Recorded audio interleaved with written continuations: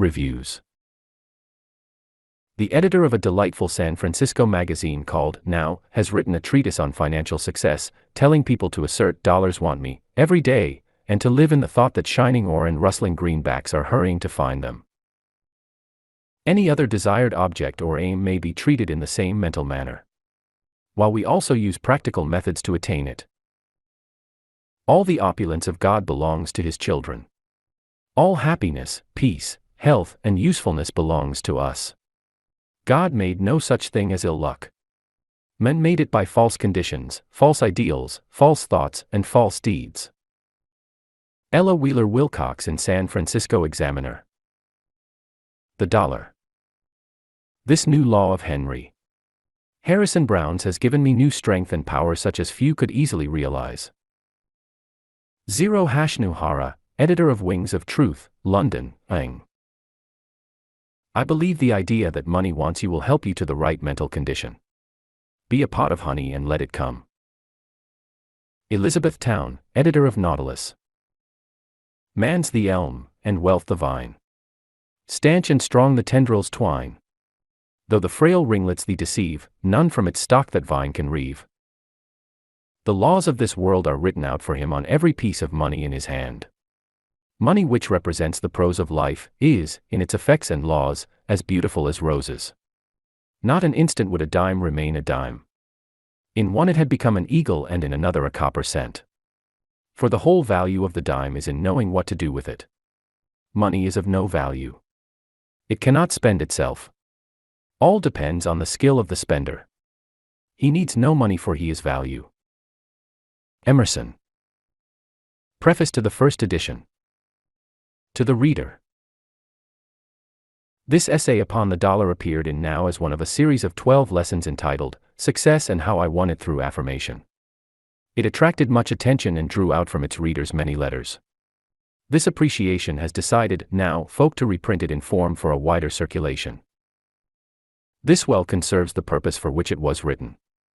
I wish to awaken my fellows to a sense of their present possessions and help them to a realization of the principle which controls life's expression so that, living being to them a fine art, they will cease to look for happiness in some far-off heaven, but will enter into the enjoyment of the one they create here and now. It is believed that this little monograph is the first utterance of the thought that each individual has the ability so to radiate his mental forces that he can cause the dollar to feel him, love him, seek him, and thus draw, at will, all things, page 11, needed for his enfoldment from the universal supply. It will help you to rise above the drudgery of enforced labor and enable you to enter upon the manifold expressions of life with the jolt and spontaneity of childhood. This is the thought which comes to you with this, my lesson of success. Henry Harrison Brown. San Francisco, California, May 1, 1903. Preface to the 30th edition. The constant and increasing demand for this modest booklet and the beneficent effect which it has had on thousands of its readers, seem to justify its appearance in a new and enlarged form. May it have also a wider influence and an enlarged power to free the minds of its readers from the tyranny of things. Henry Harrison Brown. 589 Haight Street, San Francisco, California, March, 1917. Supply. He who dares assert the I may calmly wait, while hurrying fate meets his demands with sure supply. Helen Wilmans. Harmony. There is neither health nor prosperity without harmony. There is no peace, no health, where there is want, be it want of material supply, wisdom supply, or love supply. Love, truth, and dollars, these are necessary to human well-being. Mind, body, and estate must be cared for. In order that there may be health, happiness, and prosperity, there must be harmony. This harmony is found in merely giving self, the soul, its way. Harmony is living in obedience to mental law. It is found in right thinking. Bane of poverty. Poverty is the main cause of the unrest, the dis-ease, the unease, that afflicts mankind. Remove poverty by right thinking and all attendant evils will disappear. This right thinking means that there shall be on the part of the individual a change of attitude toward the dollar. Mental attitude. The prevalent attitude is one for the dollar, belief that dollars are power. This must be outgrown, and the attitude must be that all power is in men. Dollars are machines with power delegated to them by men. They are useless without men. Dollars want me. Is to be the thought of the coming men. A few so think now and have obtained mastery of supply. Demand and supply. It is a legitimate demand on the part of each individual that he have enough. To supply human needs is the function of the universe. All is for men. The sun shines for him, the waters run for him, the flowers bloom for him, the grain ripens for him, and the earth teems with beauty for him. All would be useless, would be purposeless, but for him. When he ceases to be, there is no use for the universe or anything in it. Without men, these are virtually non-existent. Man alone gives a meaning, a use, a value, a purpose to the universe. There is enough in the universal one from which all things materialize, for each one to have enough to meet all desires without robbing any. Infinite supply is all about us, and yet there is want. Whose the fault? Not of the one. It is in ourselves. We have not known how to claim, nor have we claimed our own. Law of supply. The law is simple, and it is laid down by the greatest political economist as well as the greatest mental scientist the world has in its historic records. He was not a theologian, neither did he deal with questions of a future life, as many seem to think. He was a sociologist and a socialist. He dealt with questions of the life that now is. His name was Jesus. He gave the law thus: seek first the kingdom of God and his righteousness, and all things shall be added unto you. Study the law. Analyze thus: kingdom of God. Where? Within you. God is spirit, he said. The kingdom of God is then in the soul. It is the ego or soul of man. Know thyself as soul, know thyself as spirit, this is the law. Live rightly is the meaning of his righteousness. Live in accord with your sense of right, obey your own conscience. Then all things shall be yours. Things of whatever kind, of all kinds, are manifestations of the one substance. Things are, like yourself, manifestations of the one God. Dollars are things. Dollars are manifestations of the one God. The law is simple. Plain directions, these: live true to self, live spiritually, give the first place in your thought to the eternal, from which things come, and then all things will come to you at need. First. Yes. Not things first, but that mental condition which controls things. Not dollars first, but that mental attitude which attracts dollars. I trust myself. That mental condition is faith in self as a manifestation of omnipotence, faith in self as a manifestation of the all-good, faith in the universe as justice, faith in the universal one as entirely good, faith in the life Yanar, to draw its necessary supply of things demanded for its highest expression. Then let things come. This is all, but it is God. This is the straight gate. Few there be that enter in, but all may. Things are second. Few place things second. Dollars, position, influence, show, these, in common thought, come first. But these are results of power. First become one with the power, become the power, and these desired things will come. The ordinary process of business, the customary method of thinking, is to be reversed. Think from inward power, think from being. Be the master. You will then be the master, and things will take their right place. Become one with God by recognizing him as king in your soul. Listen to him in the edicts of your soul. Say, as you thus become negative to the higher in you, now, God, do your work your way, and it will be done satisfactorily to me. No one can fail when he assumes this attitude of love and trust. It would be an impotent God, and therefore no God, that did not work when these conditions are made. Poverty, how cured? Poverty is a mental condition. It can be cured only by the affirmation of power to cure. I am part of the one and, in the one, possess all. I possess all. Affirm this and patiently wait for the manifestation. You have sown the thought seed, now, like the rancher, wait for the sprouting and the harvest. It can never fail you when, like him, you trust. Cure of poverty. Repeat this affirmation, no matter what the appearances. No matter if hungry, houseless, and alone, affirm, God is my supply. My supply is infinite. dollars want me. Trust implicitly in the inviolable law of cause and effect. You are cause, supply is the effect that must follow your affirmation. As ye sow, so shall ye reap. In the past, you have sown poverty seeds, and are now reaping the crop. You do not enjoy this harvest. Sow, amid these results of previous sowing, plenty seeds and plenty will come. Supply is yours when you sow supply seeds. Sow, no matter how seemingly black the conditions. The seeds have God in them and cannot fail. Affirmations for use. My supply is infinite. For God is my supply. Supply can never fail me. Make this your affirmation and hold it. Hold it. Supply is sure. The law of supply is as sure as gravity. In this affirmation, all is mine. Dollars want me. You have repolarized your aura. You have changed your vibrations and you will draw, as the magnet draws the needle, all you can use. Try it. Never let go of your trust that dollars, or that for which they stand, will come. Thy kingdom, O soul, has come and thy will is done, for God and soul are one. All is mine, 'tis but by asking, ere I make my silent plea, life unlocks her richest treasures for my waiting eyes to see. Opulence. You conquer fate by thought.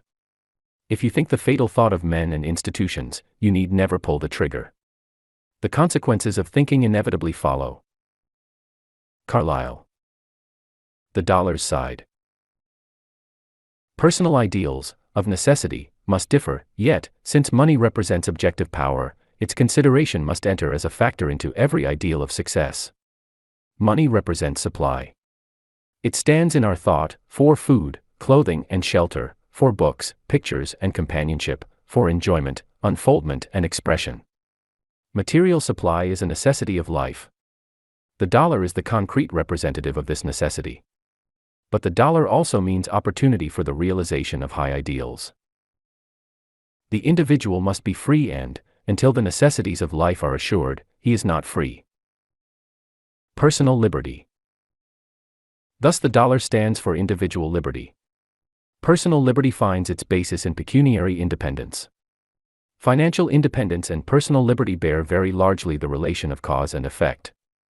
We can almost say that in the popular mind the dollar confers liberty.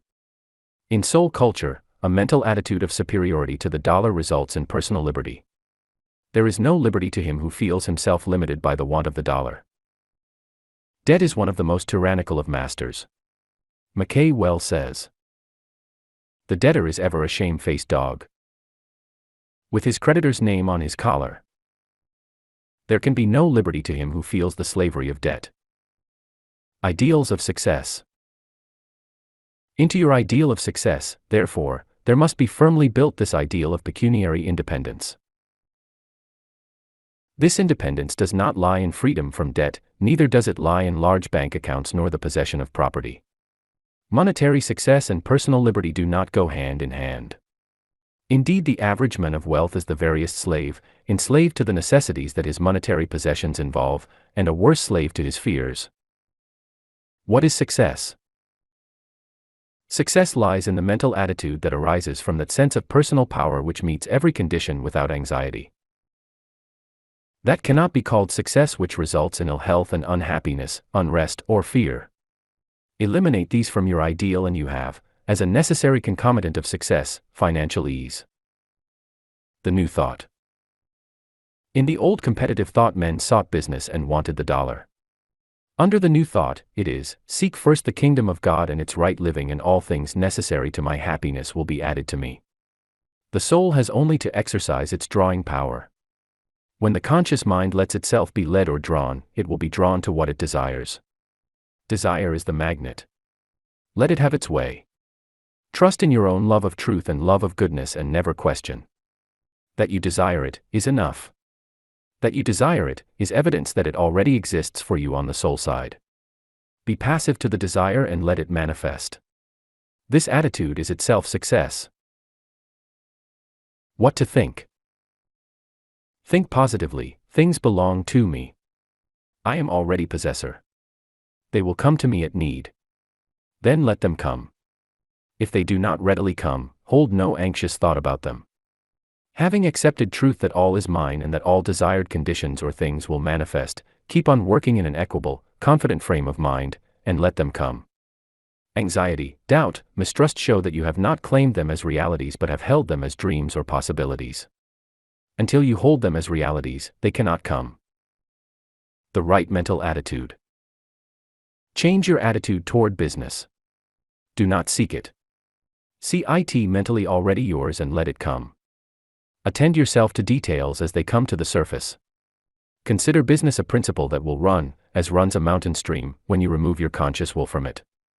All your concern is to be ready to use this business stream as the ranchman uses the water as it comes to his ditch. There is but one power, and that is the universal, the infinite power. Business is power. Business is a manifestation of the one power. Use power as does the telegrapher, let it come and then direct it. The wisdom for the day comes with the day. Let it come by having faith in self. Work each moment as if what you desire were here and it is here. Place of money. As to money, regard it also as merely the power that keeps business going.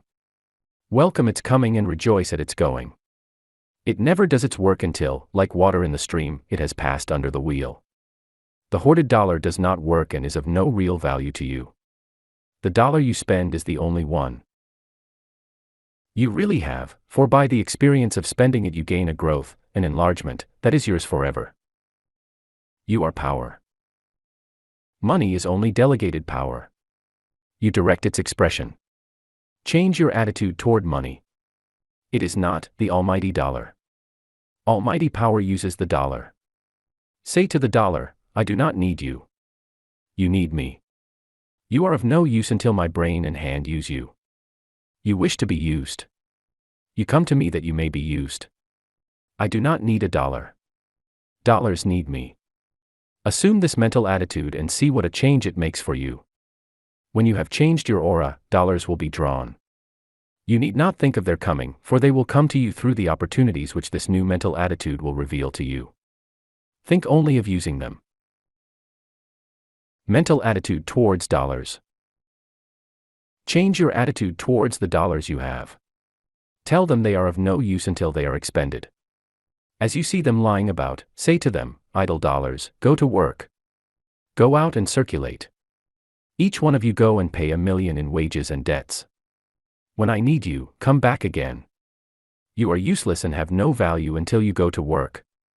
Then let them go to work, knowing that, when you send this thought with them, they or their fellows will come back to you to be set at work. Spend the dollars. Before you spend a dollar, the question comes. Is it right? Whether you have a single dollar, or whether behind the one you think of spending are 1,000,000, makes no difference. If it is right to spend the dollar in the proposed way, had you the 1,000,000, it is right thus to spend this, the lone one. Therefore, when you feel it is right to spend a dollar for any purpose, spend it as royally as if you were a millionaire. From the inner life, this message was given to me years ago. Let a thought of you stand guard over your purse and then spend freely. Amend this by affirming, a thought of the righteousness of the spending stands guard over my dollars and I send them forth with blessing. Thoughts do the work. These dollars, like every thought of good you send out, will return to bless. You do business with thoughts only, dollars are but materialized thoughts. Each dollar in any man's hand represents his thought in material form. Send out at all times with your dollars the thoughts you wish to return to you, for what you sow in your dollars, you reap in dollars that either do, or do not, come back to you.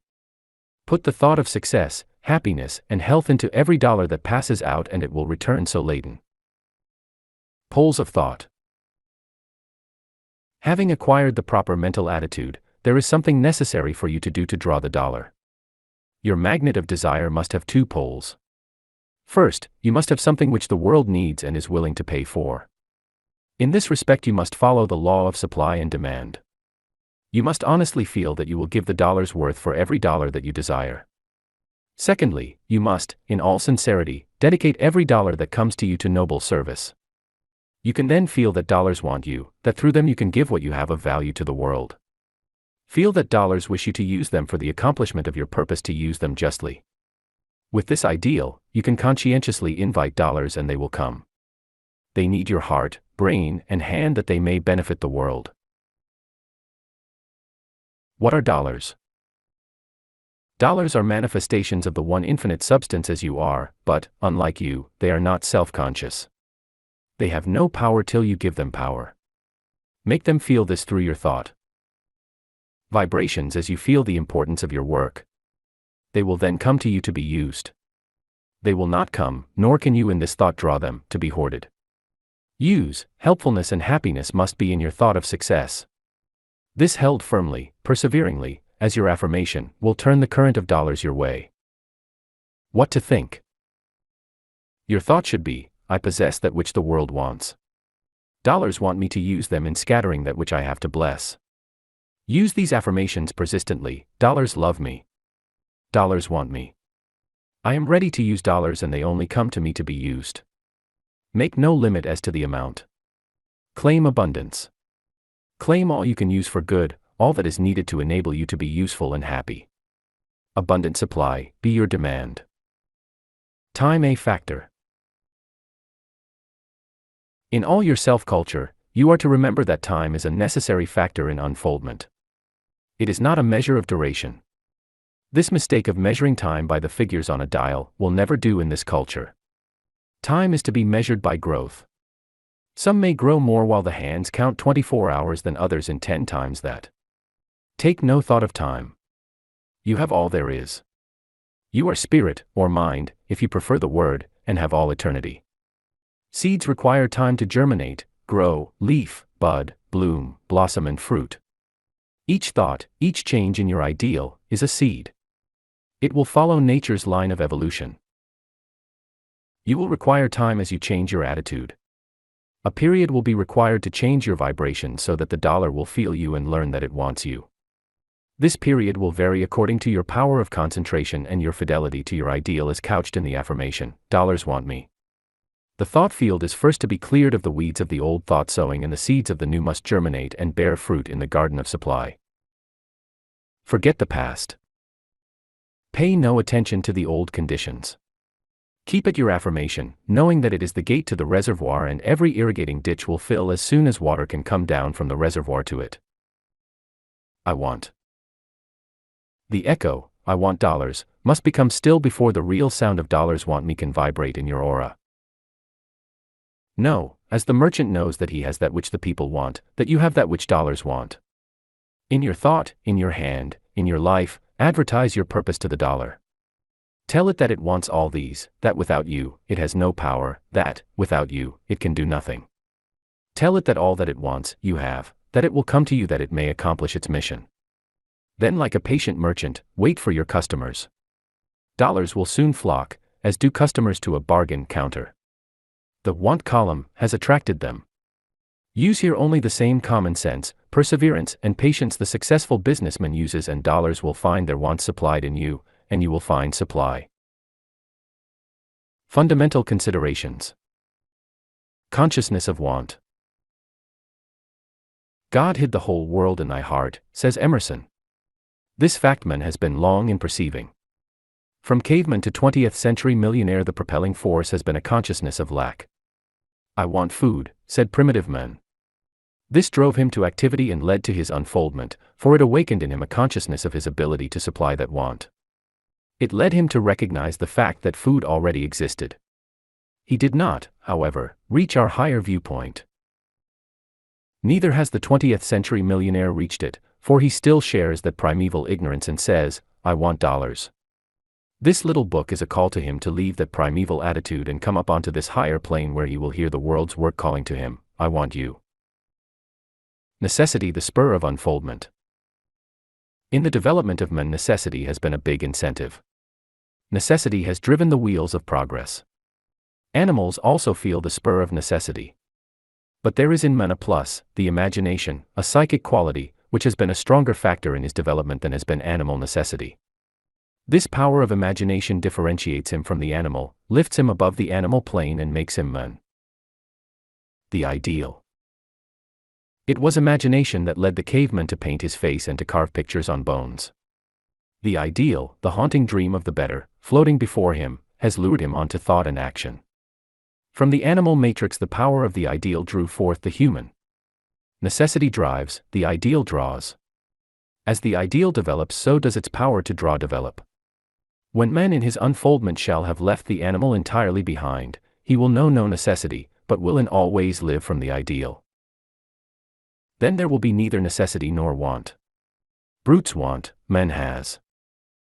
Human possibility. The human soul possesses potentially all possible power. Like heat in coal, this power in man waits for expression. Power in coal or steam waits for opportunity for expression, but man makes his opportunity. Power needs man. As fast as man learns that the power in coal, electricity, or radium waits for him to use it, he puts them to use, and learns that from all eternity they have waited for the thought necessary to direct them and work for him. All things await man's thought. All progress is but a change of mental attitude toward conditions that exist. A weed is a plant man does not know the use of, says Emerson. So the condition, whatever it be, that is today untoward, when man knows how to use it, will be found favorable. There are millions of weeds waiting for men to learn their use. Weeds want men. They will tell their secret to the listening ear. Weeds as well as roses live for our happiness. The ideal leads to discoveries. Desire for something new led men to find coloring matter in what were useless weeds, to find food in others and in others clothing and building material. Plants, minerals, and unknown forces are still waiting for men to use them. Man is ever to think, new forces want me. Love of the ideal. Love for the ideal leads to desire. Desire leads to action, action converts untoward conditions into the actual ideal. In the old thought, man was controlled by want. He was ignorant of his place and power in nature. In this thought of want he labored. Even in his religious life, he wrought in the want of heaven. But the fact is, heaven holds out rewards for men because it wants him. Want is lack of manhood. Want is born from the non-intelligence of the brute which man has not yet outgrown. The individual, conscious of his power, does not want. He knows that whatever is needed for his health, happiness, and unfoldment already is. All he needs to know is where and how to get it. The psalmist said in a most matter-of-fact way, "The Lord is my shepherd. I shall not want." Why? Because the power that called him into being prepared conditions for him before he came. Jesus saw the same truth in the realization that he was an integral portion of the universe. He said, "I and my Father are one. All things that the Father hath are mine." And he had learned how to get them. He could not lack. He knew his power. Even the wind and the sea obeyed him. Nature's demand. Things for men and not men F0 are things. Whoever realizes this truth cannot want. All nature wants him, is constantly bidding for him, and even lying in wait for him. Opportunities are ever present for men to use. Power and things which represent power are at all times present for his unfolding into consciousness of himself as being, as a child of infinite wisdom. The constant enlargement of this consciousness causes a constant change of mental attitude, so that man learns to use opportunities and conditions instead of being used by them. Worth of a man. When once an individual has reached this consciousness of himself, he realizes the value of Emerson's admonition, "Let a man know his worth and keep things under his feet." Let him not peep or steal, or skulk up and down like a charity boy, a bastard, or an interloper, in the world which exists for him. He will know that all that is for the unfolding into consciousness of the embryo God which he is. Following the ideal. He will follow in love his ideal, and there will constantly open fields of activity that want him. There will constantly be more power asking him to harness it. In radium he is finding now only the promise of future knowledge, a vaster use. Power is an atmosphere that cannot be limited or lessened. In consciousness of himself as power to use power, men will not seek to possess things, but will learn to use things. Thus will the law be fulfilled, seek first the kingdom, then will things be added. No life waste. This truth perceived, men will not waste life in hoarding and clinging to things. Each day he will use, in love, everything that is his to use, and thus will develop his power to draw other things that want him to use them. He will gradually unfold the ability to see and improve the incessant opportunities that force themselves upon him. He will come to know that nature wants his thought and love to help her express her latent forces, which are merely waiting for the hand of man to loose for his use. Nothing has value save that which adds to man's health, happiness, or usefulness. Said James Freeman Clarke, nature writes upon all her works, service to men. Inventions. The power of the inventions of Watt, Stephenson, Edison, and Langley to revolutionize civilization is small compared with the transforming power flowing through the mental attitude expressed in the thought, things want me. Dollars want me. Nature wants me, God wants me. Power of truth. Every new perception of truth causes changes in every line of thought and endeavor. Not an avenue of human expression but was changed by Copernicus, and by Darwin, Wallace, and Spencer. The truth that a tan is wanted will work a greater advancement in spiritual welfare than these perceptions of scientist and philosopher have wrought in material and intellectual good. Universal principle. The principle is universal. Man must entirely reverse his attitude toward nature, himself, and things. He must recognize that, as the crowning expression of infinite power, he is to accept his place as the ruler and he is to exercise dominion over all things. He must affirm, the world exists for me. It is for my use. It has no other use than to minister to me. Without me there is no purpose, no ultimate in nature. Social change. There can never be a happy and equitable condition in society until the present attitude of want is changed. Whenever the race shall affirm, things want me, then the millennium will be near. Man will then see that he is infinite in his possibilities, that time and things are simply the means by which he comes into consciousness of his own divinity and immortality. That change comes to each individual when he learns to affirm in truth, I possess, in place of, as he now says, I want, dollars want me, in place of, I want dollars. Great is this change.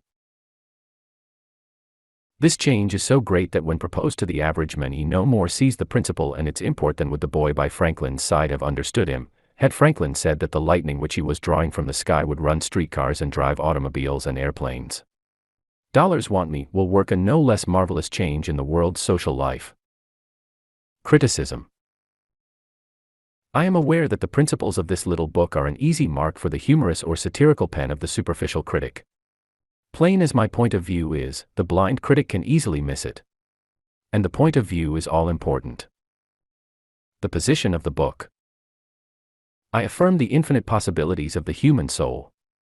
I have faith in man as power to overcome all limitations and to realize that he is able, through expressing his divinity, to have dominion over all nature. He will have this as fast as he learns his power. I affirm that there is but one power, one mind. All phenomena are but a manifestation of that one. The self-conscious manifestation of that mind, man, because he is self-conscious, has power to command obedience from all that is not self-conscious, to command all that is not himself.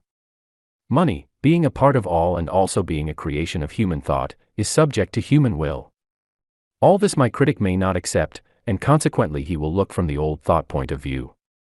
Having no thought in common, he cannot agree with me. Work and practice. Do you wish to know the truth of these principles?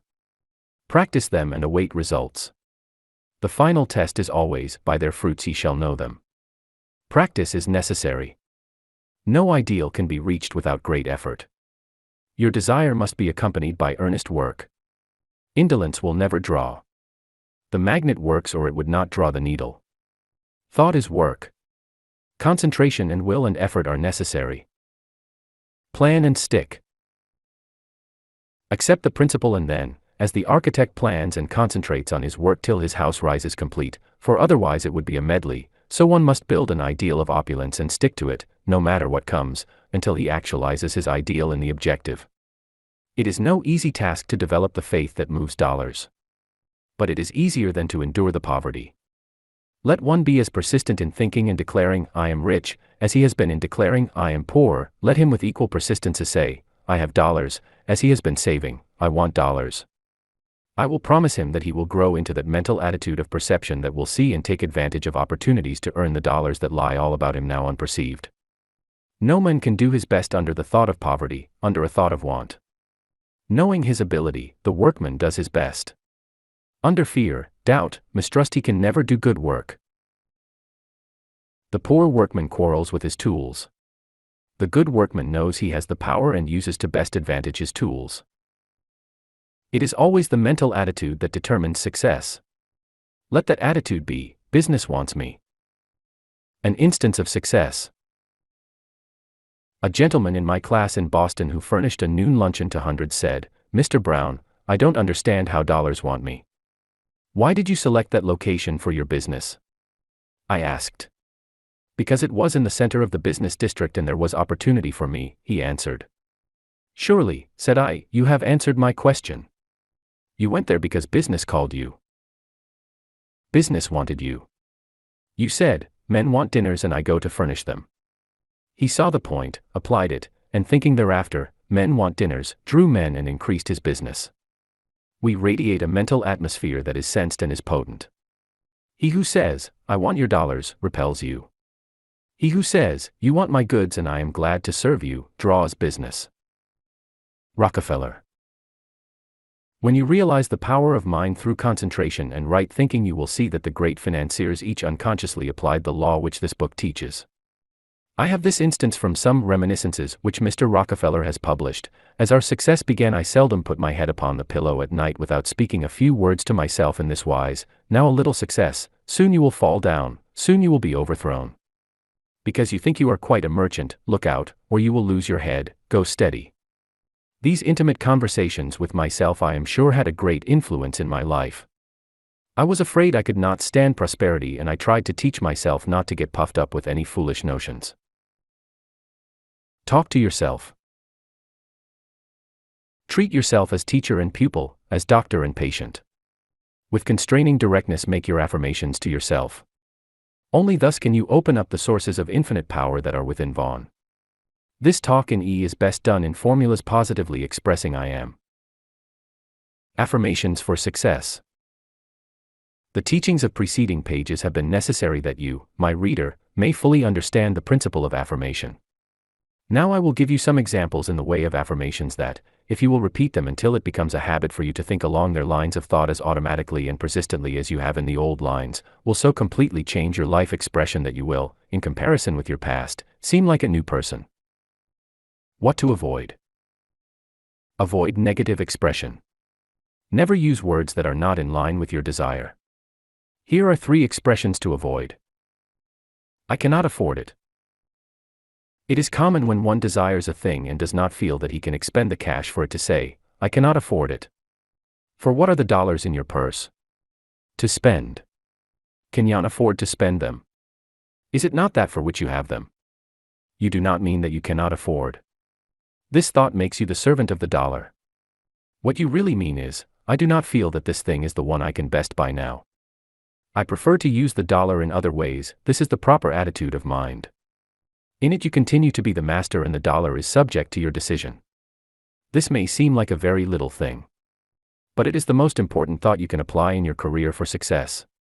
It is dollars want me, thought, and not the thought, I want dollars to tell me what I shall do with them. A gentleman once said to me, "I'd like to buy some of your books, but I cannot afford it." "Excuse me," said I, "you smoke 10-cent cigars?"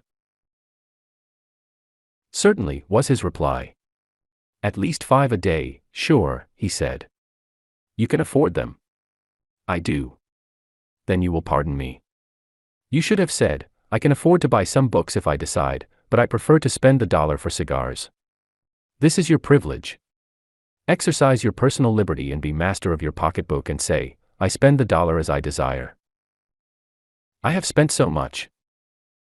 This is the second expression to avoid. Have you spent or exchanged that which represented value for something of value which it stood for? You bought a suit of clothes. $20 exchanged for clothes. In taking an account of stock, Vaughn only changed $20 from cash account to assets. Your account balance is the same. Investment. Another way to look at money expended is as an investment. $50 invested in mining stock and you look for dividends. So invest every dollar that passes out of your hands. It is an investment in education, in health, in experience. Feel thus toward the dollars, as they go, and then your mental attitude will be so clear that you will see opportunities for other investments that will bring sure dividends. Regret, sorrow, fears, remorse, and all such attitudes of mind so cloud the judgment that other effects similar to those regretted will follow. Happy, peaceful, contented, trustful, self-respectful mental states keep the reason, conscience, and judgment clear, and proper investments will be made under them. Always see a dividend coming in from every dollar that goes from your purse. The greatest of all dividends is experience, for it is ever afterward a mental asset that increases the value of every decision. This, the third expression to avoid, is akin to the spending idea, but worse. Away with it. The lesson learned is worth all it cost. Nature always gives, measure for measure, so much experience for future guidance is always adequate recompense. All one gets out of life is the result of experience. Experience is the expression of life, the pressing out of life into consciousness. All our present consciousness is the result of experience. The present is but adding, through experience, to the sum total of our consciousness. So is it true that we act with all our past, and think in the present. For this reason, no one has any cause to regret, or repent, or be sorry for any experience. One is today, in consciousness, all that he has expressed of the infinite possibilities of the soul. Let him say, I have always expressed as my reason, my desire, and my will have determined. I have learned by experience what expression brings happiness and what misery. According to my power to choose, to decide, and to persist have I used the experience. Because of my use of dollars I learn how to use them if I am wise. If I do not learn, then the want which I allow myself to feel for the dollar will be the cause of more suffering. Once one has mastered that want by realizing the principles set down in this book, he will feel no sorrow over lost dollars, for he will know that the dollar spent, or the dollar others call lost, is his as experience forever. Financial freedom. Financial freedom is the real desire which actuates men in their labors for the dollar. That freedom will never come as long as one puts in the dollar any power to add to, or to detract from, his happiness. Until he realizes that it is his attitude toward the use of the dollar that will bring satisfaction, there will always be the cry of want. Affirmations. I therefore recommend that the following affirmations be used till the mental attitude they express becomes habitual. 1. I desire a deep consciousness of financial freedom. I desire that the flow of prosperity become equalized. I desire a greater consciousness of my power to attract the dollar. I desire a constant success in my business. 2. When you have used this until you are conscious of a definiteness in your desire, you may use the following. I have a deeper consciousness of financial freedom. I am financially free. Dollars want me. The indwelling power cares for my purse. I have whatever I desire. I have no question of expenditure. What I feel I need, that I purchase. I can afford to use dollars for my happiness. I have clothes, food, books, entertainment, and whatever I need for health, happiness, friendship, and service to others. 3. Here is another which was developed with the assistance of a friend for myself in a time of my own weakness. I must always say to myself, I'm financially free. I must see to it that the two men, the material and the spiritual, that I am, shall blend, to the purpose of financial success. I see myself in such a financial condition that the money is always there, actually, vividly, there, to use, freely and in fullness. I always have a good bank account. I actually see it. My one idea of the law is to use. I insist most rigidly upon using my law most persistently, until I have my full demonstration. I have strength of character, stamina, backbone, powerful purpose in accomplishing. I demonstrate that I'll have my home, funds for business, for recreation, and for any improvement in myself. I affirm real emancipation. Real freedom, to make the very best in my life. An editor's opinion. O. Hashnuhara, editor of Wings of Truth, London, in the April, 1903, number of that journal has this to say of the law of opulence. The February issue of Now contained an article on opulence. I've read a good many articles on opulence, some have impressed me. Some fell flat as a pancake, this one didn't. First of all, it placed all my former theories in a wrong light. My idea was to say I want. It is quite true that when I did this I generally got what I wanted sooner or later, but if HB says that you must not say, I want, in effect, he says you must affirm, I don't want dollars, dollars want me. HB is right. A very little consideration will show this is right, but consideration wasn't enough for me. I put it to the test. The first 5 days, my receipts fell almost to zero, but I was determined to hang on. I felt it was right, that the drop in my business was due to the readjustment of the vibrations, for long experience has taught me that you cannot turn round from one method of thought to another very suddenly without disturbing the currents, and these have to get readjusted to the new rate of vibration before you can work them. The 6th day my patience was amply rewarded. For every 1 order I had been in the habit of receiving, I got 20, and it has kept up ever since. The honeypot. Now I never weaken my position by affirming that I want anything. I say it wants me, and I know it will come. It is not any use making that statement, of course, if you doubt it. You must back up your statement with faith and feel it is already yours. It is rather on the principle of the honeypot and the swarm of summer flies. You are the pot of honey, the dollars are the flies. Now the honey doesn't worry about the flies, it is content to be sweet, to give off a faint sweet smell and to stick, but the flies do want, they come from all quarters, they swarm into it, sip its sweetness, and buzz zzz all around. The honey is a power, irresistible power so far as flies go, they want, it is a great center of attraction. Now say you run some particular line of business, you are the honey. In the world there are many people who want what you have to give them, who will gladly pay cash for it, who cannot help being attracted to your honey, as the flies might be. Thought power. Your thought is strong and is potent beyond measure, but when you assume the wanting attitude, although you do most certainly attract, it is nothing like the powerful attraction formed by your quiet, confident attitude of absolute conviction that the thing wants you. The attitude of desire is strong, but the attitude of certainty, of possession, which this new thought makes possible is wonderful, and a veritable tower of strength. It has made things possible to me that were quite out of the question before.